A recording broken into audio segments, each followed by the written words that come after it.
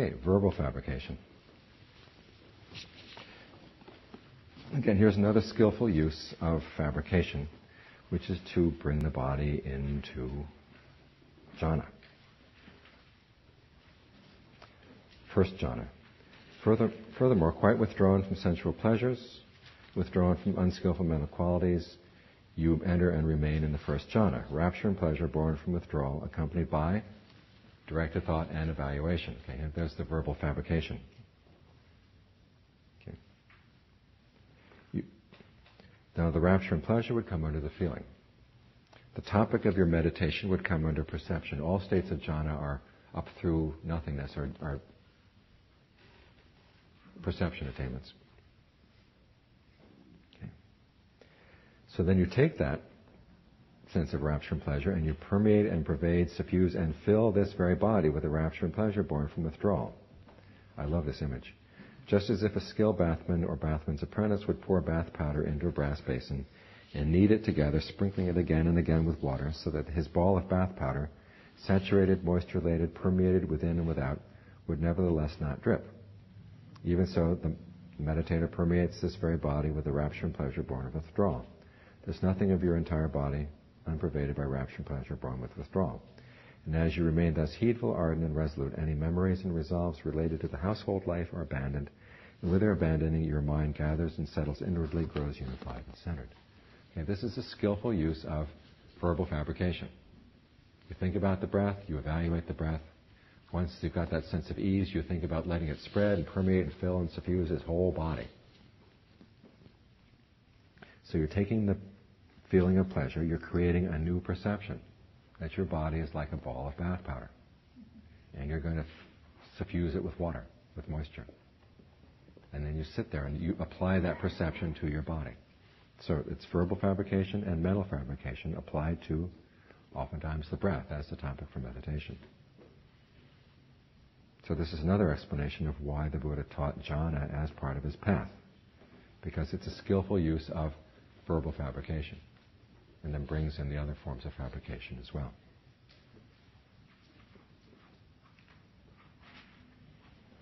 I've always thought it interesting to reflect on the fact that of the 8 factors of the Eightfold Path, which one did the Buddha discover first?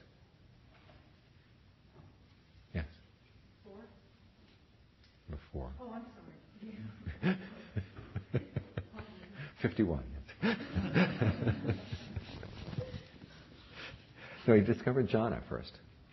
Remember, he was going through that period of austerities and realizing austerities are just not where it's at. And to me, this is one of the most inspiring parts of the Buddha's biography. One, there's the inspiring part where he looks at his pleasures as he's living in the palace and he realizes this is going nowhere. I've got to find a deathless pleasure. Now, can you imagine Paris Hilton coming to that realization? Michael Jackson. I mean, any of these people who are really rich and got everything, and realizing, okay, there's nothing here at all. It's time to find a better basis for happiness. Okay, making that decision to go out into the wilderness, that took a lot, and so I find that inspiring. But the other point is where he gets to the end of his austerities. Now, here he's been practicing austerities for 6 years, doing without food almost, stopping his breathing, passing out every time he goes to the bathroom. And what keeps a person going through that kind of austerity, through that kind of torture? His intention. But what's feeding his intention, keeping it going? Desire. Pride. There's a lot of pride that goes along with austerities. Nobody else, as he said, I don't know of anybody else who ever went this far with austerities. There's a comparing mind there already. So there's a lot of pride. And he was willing to see at that point, okay, this is not working.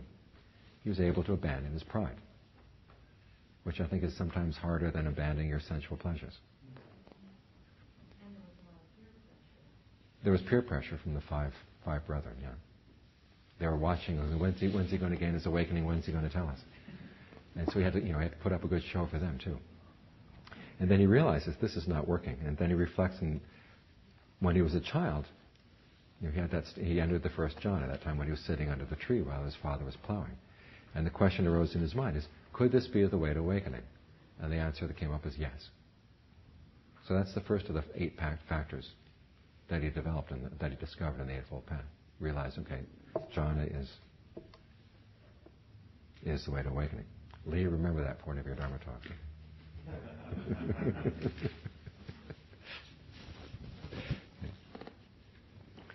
Okay. While we're at it, I've got a few minutes to tell you a story. There was a king in Thailand. I'll try to make this short as possible. The Burmese forces had invaded Thailand, and this king was going to go out and meet them. And so they were going to have a sneak attack in the morning, and they got on their elephants. A sneak attack on your elephants.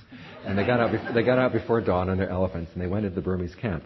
And the king was such a good elephant rider that when the dust settled, and he looked around, and all of his troops were way, way, way away. He'd outrun them. He was alone in the Burmese camp. And so he could have easily been snuffed out. But his wits were about him, and he saw the Burmese viceroy, and he challenged him to a one-on-one duel. He says, the days of one-on-one duels are almost going to be past now. Let's do one last one-on-one duel. And so it was a matter of pride, so the Burmese viceroy agreed to the one-on-one duel. So they charged each other on the elephants. And the Thai king, killed the Burmese viceroy. And just as he had done that, then his troops showed up. And so the Burmese scattered. And I understand that the new military government in Thailand has sponsored a film based on this incident. But when the king got back to the capital, he was furious with his troops for not keeping up with him. And so he was going to behead a couple generals just to teach these guys a lesson. And fortunately, there was an old monk who was the head of what they called the forest sect back in those days. And he asked to have an audience with the king. So the king came out to see him. And the monk said, remember the Buddha?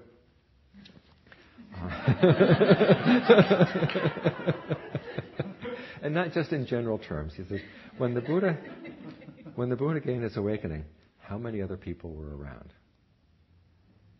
There's nobody. Because the 5 brethren had left him in disgust after he stopped his austerities. He said, would his accomplishment be as memorable if the 5 brethren were still around? No, right? Okay. So he said, you are going to go down in history for having single-handedly beat the Burmese. Wow. So the generals didn't have to die.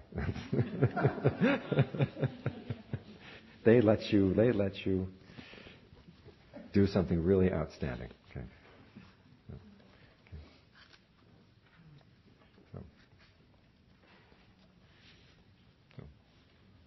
So let's go. Let's resume verbal fabrication here. Okay. Now, verbal fabrication also comes under right resolve. Now, you've probably heard the standard definition of ordinary right resolve, which was resolve and renunciation, to be resolved on non-ill will, and to be resolved on non-harming. There's what's called transcendent right resolve. It's without fermentations or without asavas and a factor of the path. And this is defined as the thinking, the directed thinking, the resolve, the mental absorption, i.e. jhana, mental fixity, focused awareness, and verbal fabrications in one developing the noble path. Whose mind is noble, whose mind is without fermentations, who is fully possessed of the noble path. Okay, skillful verbal fabrications are a factor of the path, particularly the verbal fabrications that go around with developing jhana. That's part of the transcendent path.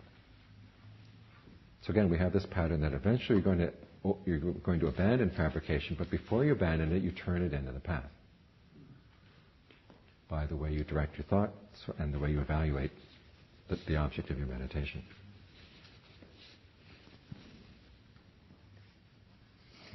Any questions on jhana? Oh, lots of questions. Okay. Thanks. About directed thought and evaluation. Mm-hmm. All right. I'm not sure I understand exactly how you're using it. I'm used to hearing it, at least the evaluation part, in kind of like penetrating the subject rather than any discursive, any logical or evaluative evaluative thing. And it sounds like you're talking about it in a somewhat different way than, like the honeybee coming up the flower and then going into the flower.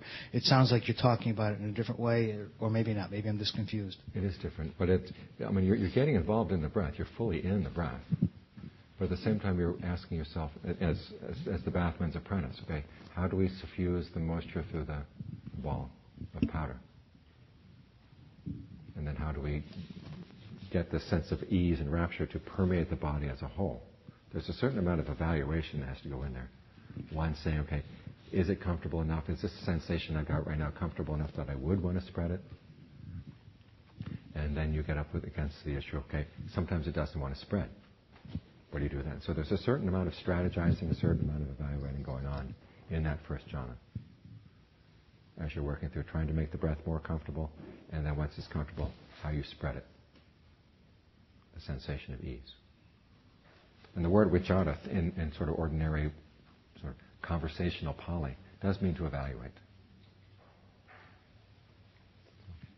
I think actually that kind of clarified things a little bit. But just at a very coarse level then, kind of the mental conversation that's going along as you're attempting to become concentrated or whatever, that is mental fabrication. Right. It's actually a verbal fabrication, yeah. Or verbal, I mean.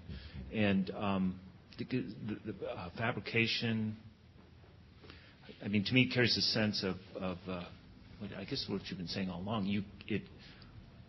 It's possible to collect these elements together to become it, and that's kind of implicit in the word fabrication. You're causing this to happen, collecting the correct elements. So, okay. Because it's not like we're getting back in touch with our true nature or anything like that. I mean, the Buddha never has any discussion of true nature or Buddha nature. Yeah, I mean, think if anybody was qualified to talk about Buddha nature, it would be the Buddha, right? But he doesn't. I mean, what his comment about the mind, he says, you see how variegated the animal world is?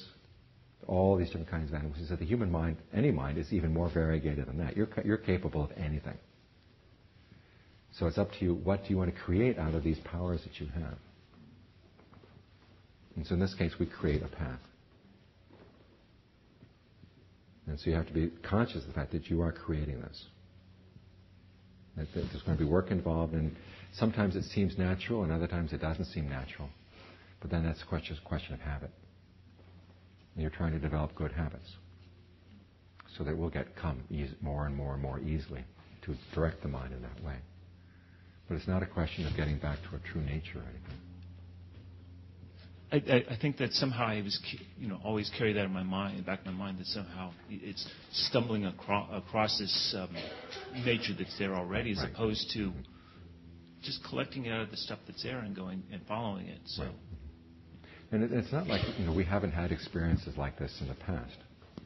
I mean, many times people will find as the mind really settles into strong concentration, like the Buddha. I mean, there was a memory. When I was a kid, there were times when the mind would get into this state, which is why it seems familiar and why it seems like we're getting back in touch with something we had lost.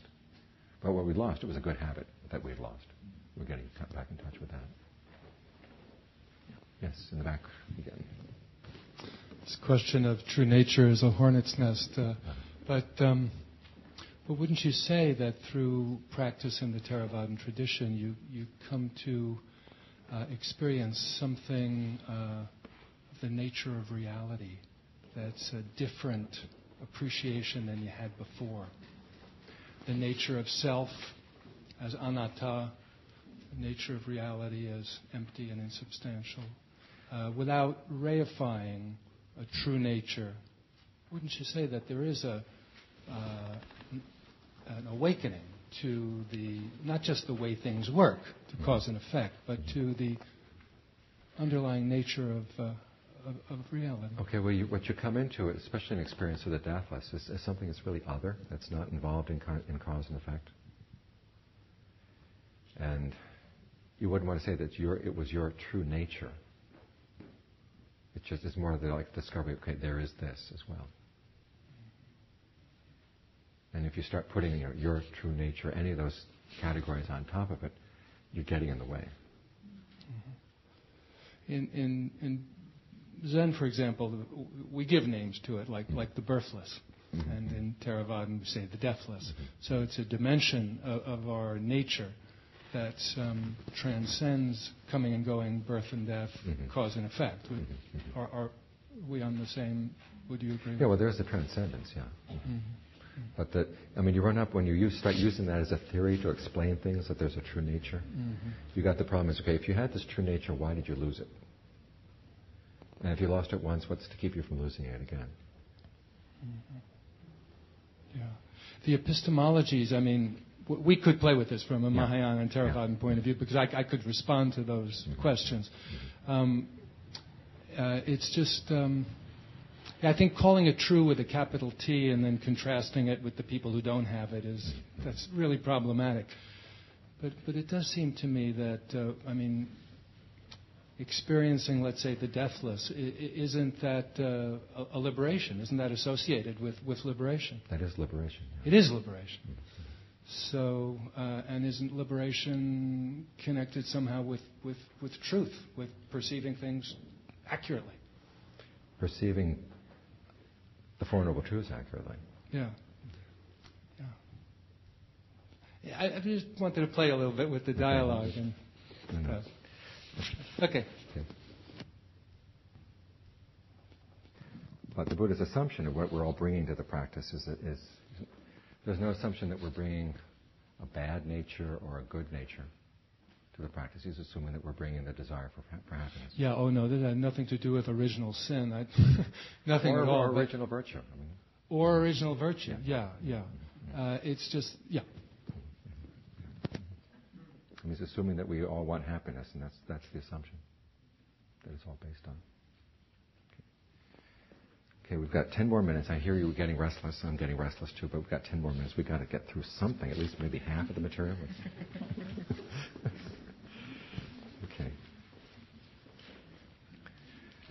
Okay. How you relate to feeling. When touched with the feeling of pain, the uninstructed run-of-the-mill person sorrows, grieves, and laments, beats his breast, becomes distraught. So he feels two pains, physical and mental, just as if they were to shoot a man with an arrow and right afterwards to shoot him with another one. So it feels the pains of two arrows. Okay. As you're touched with that painful feeling, you're resistant. Any resistance obsession with regard to that painful feeling then obsesses you. Okay, we're talking about people's normal reaction to pain. They get obsessed with resisting the pain, trying to push it away or escape it. Touched by that painful feeling, you delight in sensuality. Why is that? Because the uninstructed run-of-the-mill person does not discern any escape from painful feeling aside from sensuality. Underline that sentence, okay? Yeah. This is why we go for sensual pleasures, if we don't see any other escape from pain, okay? So as you're delighting in sensuality, any passion obsession with regard to that feeling of pleasure obsesses you. You don't discern as it actually is present, the origination, passing away, allure, drawback, or escape from that feeling. As you don't discern these things, then ignorance obsession with regard to that feeling of neither pleasure nor pain obsesses him. Sensing a feeling of pleasure, pain, or neither pleasure nor pain, you sense it as though joined with it. This is called an uninstructed run-of-the-mill person, joined with birth, aging, and death, with sorrows, lamentations, pains, distresses, and despairs. You are joined, I tell you, with suffering and stress. Okay, the basic thing we want to underline there is that you don't see any other alternative to pain aside from sensual pleasure, which is why we go for that particular kind of pleasure. So what you need to develop is an alternative form of pleasure. So you have another escape, so you don't have these obsessions coloring the mind all the time. Now, the well-instructed disciple of the noble ones, when touched with a feeling of pain, does not sorrow, grieve, or lament, does not beat his breast or become distraught. So he feels one pain. Actually, I think it's when the Buddha talks about two arrows here, it's too few. You shoot a whole quiver.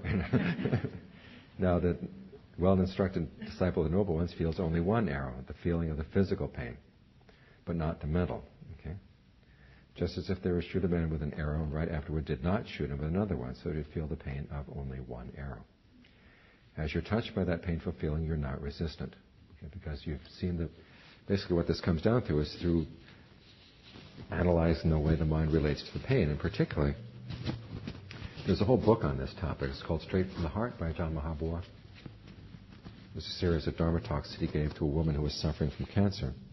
And he makes the point repeatedly that you want to see the distinction between the body, the pain, and the awareness of the body and the awareness of the pain. You've got three things: body, awareness, pain. And you see that these are actually three distinct things. What pulls them together are your perceptions that said, this is my pain, my knee is in pain, or my leg is in pain. And that's a series of labels that the mind places on it. Now, it happens so quickly and it seems so true that we don't really realize that we have an alternative. We don't have to apply those labels. When we don't apply the labels, then the pain can happen to the body, but there's no sense of it happening to me, or that the pain and the body are one thing. When you can separate it out like that, okay, then you can be in this position where there's no resistance to the pain obsesses you. Okay, when there's no resistance to the pain obsessing you, you don't delight in sensuality. Why is that? Because you discern an escape from painful feeling aside from sensuality. Now, there are two escapes here. One escape is the escape going into jhana, and the other is the escape that comes from having done just that analysis, realizing that even though there is a pain in the body, it does not have to pain the mind. You train yourself not to create the perceptions that are going to create the bridge there. So an important thing here is to learn how to get through those perceptions and say, this is my body, this is my pain. This is why the perception of anatta is so important. Why it's made such a big deal out of it. It's because you are applying the perception, this is me, this is mine, to things. And in applying that perception, you're creating suffering. Okay, so you've got two escapes now. Because you have two escapes, you're no longer delighting in sensuality, so no passion obsession with regarding to a feeling of sensual pleasure obsesses you. You discern as it actually has come into being. That's the way that should be translated, by the way. The origination, passing away, allure, drawback, and escape from that feeling. As you discern these things, there's no ignorance obsession to obsess you. Sensing a feeling of pleasure, you sense it disjoined from it. Okay, you haven't created the bridge to it. Sensing a feeling of pain, you sense it disjoined from it. Sensing a feeling of neither pleasure nor pain, you sense it disjoined from it. This is called a well-instructed disciple of the Noble Ones, disjoined from birth, aging, and death, from sorrows, lamentations, pains, distresses, and despairs. You are disjoined, I tell you, from suffering and stress. Okay, this is how you do it. It's an issue of perception. Your ability to be with pain and not to suffer from it relies on perception. As long as you say, this pain is mine, or it's happening to something that is me or mine, you've created a bridge for suffering to come into the mind. But if there is no bridge, What's the icon again? Mahabhuva. How do you spell it? Let's see, M-A-H-A and then B-O-O-W-A. Ajahn Mahabhuva. I think you have it in the library here. Where's the librarian? Yeah, there should be some free copies for distribution here. How do you spell the last name? Mahabhuva. B-O-O-W-A. Question? How do you navigate the use of me and mine to as a cause of suffering, with what you mentioned before, the importance of, you didn't call it taking responsibility, but realizing how we are implicated as a precondition for real liberation. Yeah. Okay. It's skillful use of me and mine. Okay. Okay. You don't just drop your me and mine right away. Right. You notice where it's skillful and where it's not. And this is throughout the Pali Canon, where the Buddha says, the self is its own mainstay, and who else is going to be? Right. Okay, you've got to learn how to rely on yourself. There are times when I-making and my-making, and seeing it as a kind of karma. And this is an important point, because the Buddha doesn't take a position of whether there is a self or there is no self. He stays away from that issue. But he says, there is this process of I-making and my-making. And as in any other kind of karma, and this is what it is, it's a kind of karma, there's a skillful use of karma and an unskillful use of karma. And the Noble Eightfold Path is a way of developing a skillful use of karma that eventually puts you in a position where you don't need karma anymore. in the same way, it puts you in a position where you don't need to make an I or a mind anymore. But you learn how to use your I and your mind skillfully along the way. It's paradoxical in some ways. Yeah, well, basically it's seeing it as karma rather than as a metaphysical position. I see. Okay, thanks. Yeah. Ajahn, we were talking before about the dispassion and realizing you're creating, you realize your participation in the creation of it. Suffering, yeah. The suffering. And then you become dispassionate. What you were just talking about with the pain, that way of working with the pain, is that another form of that? It's the same process.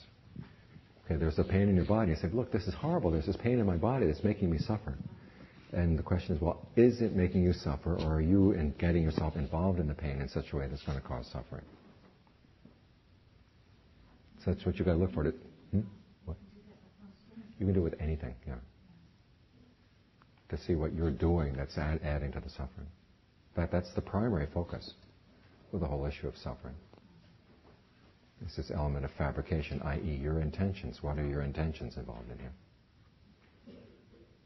Now we're talking now just about making an I or mind as a kind of karma. When you identify this body as yourself, because this is the body you're responsible for. This is the body you're going to use to go down to the store to buy things, to come back and fix whatever. But at the same time, if you hold on to the body as I or mind all the time, it's going to turn on you. So if you, instead of seeing that the I and the mind is something that's sort of really there, sort of built into reality, you realize that this is a label that you've imposed on things as a part of a strategy. And you can remove the label anytime you want. Learn how to make your mental labels Post-it notes. So they don't really stick. Yeah. And you can peel them off when you find that they're no longer useful. That's a lot of what we're doing here. How do you know when it's more useful to practice concentration versus analysis or dissection? Well, if you're in a position where you can choose, I'd say go for the concentration first. Get it really solid. And if you bring up an issue and you find that your concentration has been destroyed, put the issue back down again.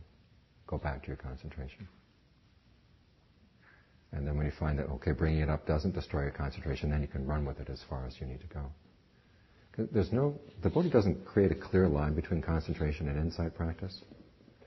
Basically, he told his monks, go and do jhana. And he said that the prerequisite for doing jhana is some insight and some tranquility. You need a modicum of both just to get the mind really concentrated. If you don't understand the way the mind fabricates things, you're not going to be able to get the mind into first jhana. Okay, once you've gotten it there, you find that you've got a stronger basis, that you can analyze things in more detail, more refined. So you learn by trial and error. Okay, is this going to destroy my concentration? If the answer is yes, put it down. So we'll come back to that later. Now there will also be, issues come up in life and you don't have the choice. You've got to deal with the issue.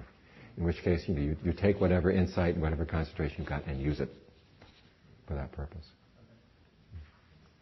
The analogy I can sometimes use is, you know you're not strong, but you need to push something. And you're not going to wait until you go down to the gym and get all nice and strong and come back and push. You've got to push it now. So you take whatever strength you've got and you push it. Okay, it's 2:30. It's time for a break. Come back in, 15 minutes, 20 minutes? How long does it take people to break in this class? Break things very quickly. Yeah. 20 minutes? Okay.